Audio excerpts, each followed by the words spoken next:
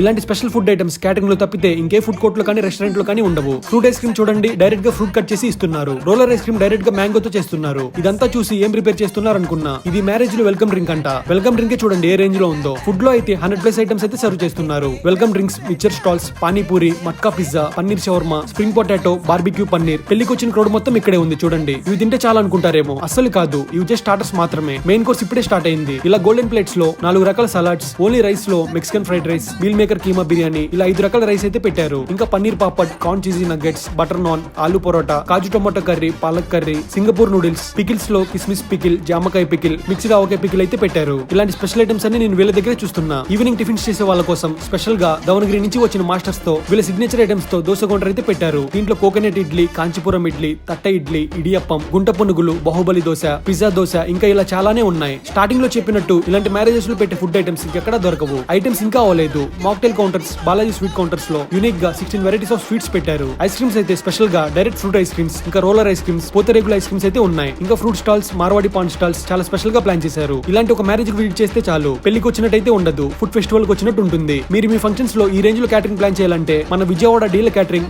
దేశు శ్రీనివాసరావు గారిని కాంటాక్ట్ అవ్వండి. వీళ్ళ కాంటాక్ట్ డీటెయిల్స్ స్క్రీన్ మీద ఇస్తున్నా చెక్ చేయండి. ఇలాంటి వీడియోస్ కోసం మా ఎక్స్ప్లోరింగ్ పేజ్ ని ఫాలో చేయండి.